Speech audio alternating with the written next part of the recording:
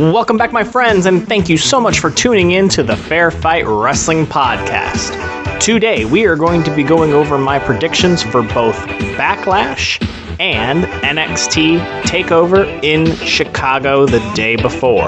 Let's not waste any time and let's roll right into NXT.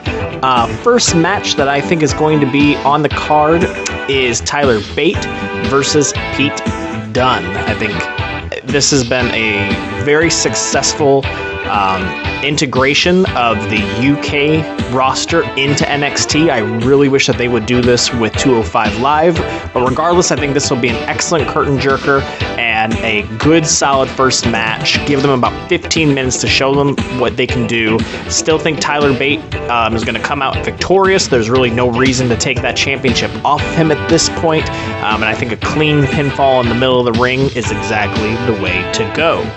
Moving right along, because we have a lot to cover, number 2 on the card, I think, is going to be your triple threat match between Asuka, Ruby Riott, and Nikki Cross. Here's the thing. I think this is the time to take that belt off of Asuka. I think that the original intention of having this fatal 4-way was to make it sound like the odds were just against Asuka. She didn't necessarily lose clean in the ring, but because you have to have that little asterisk behind her, right, to be able to take that championship off of her. So I think what you're going to see is Asuka lose the title to Nikki Cross. No reason why you couldn't have Sanity interfere. That way, again, fall back on that asterisk in the record books as to how she lost the title. Move Asuka on, maybe not necessarily to the main roster, although a SummerSlam debut for her would be tremendous, and then a very successful and very much a rivalry to look forward to between Nikki Cross and Ruby Riott for the next couple months. And moving right along to the tag team division at NXT, a ladder match between the Authors of Pain and DIY. Thinking this is third on the card. They're going to give them probably a good solid 20 minutes, especially with the agility and the limberness of the Authors of Pain, which may rule against them a little bit here with a ladder match. But regardless, I think you're going to see an impressive powerhouse match. I think DIY is going to take a heck of a lot of bumps in the middle of that squared circle this upcoming weekend.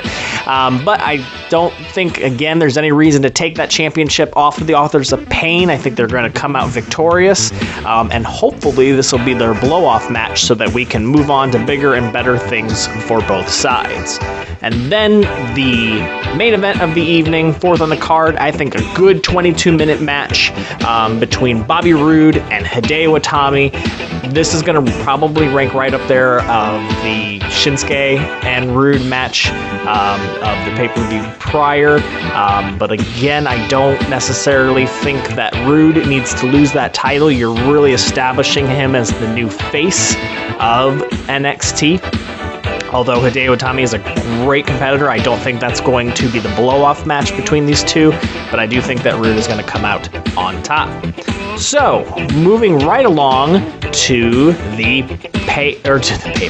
Backlash card.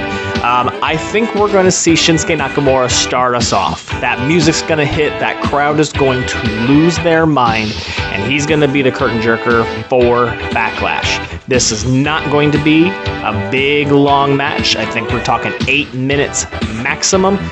Dolph and Ziggler are going to put on a very impressive match.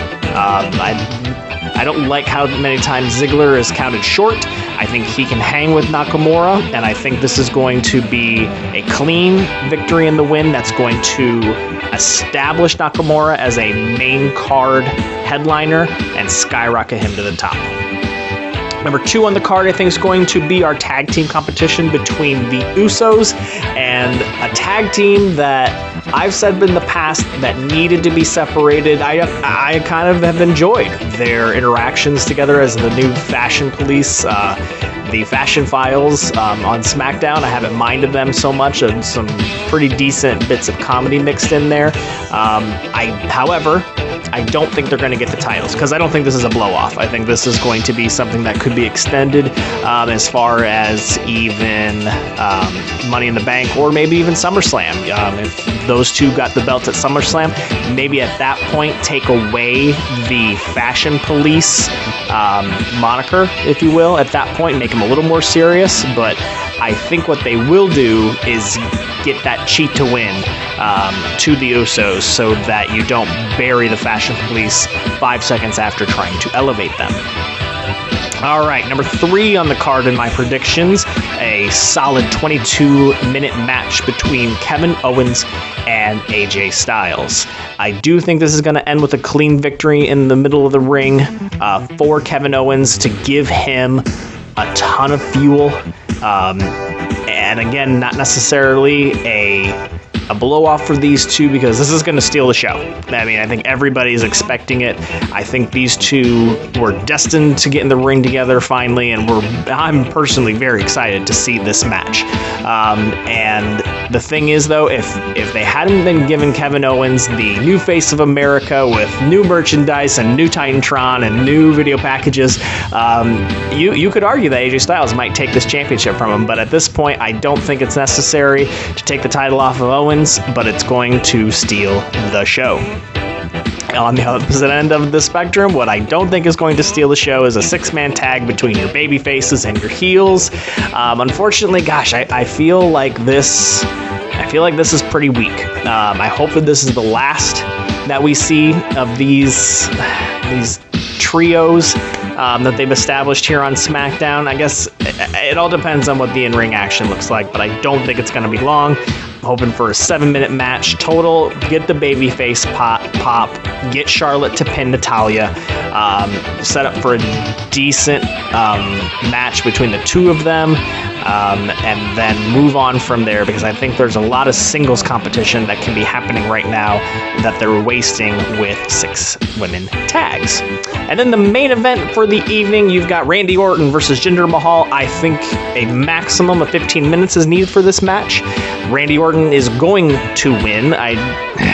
There's a lot of speculation that Jinder might come out on top after, getting the Singh brothers involved. I think that everyone's going to come out of this saying, Jinder's actually got some stamina, and Jinder can actually hang with the headliners. But I don't think it's necessary to put the title on him as of yet. However, I like being proven wrong.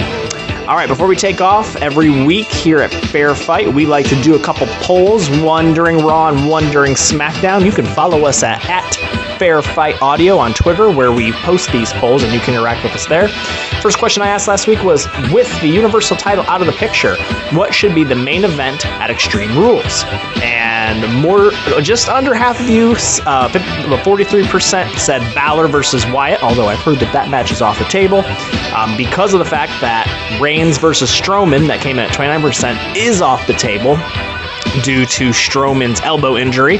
And then Miz and Ambrose and Samoa Joe and Rollins tied at 14%. So it's interesting how quickly things can change. I posted this poll at the beginning of Raw last week, unknowing that Strowman was out for an injury. So we'll actually see what happens.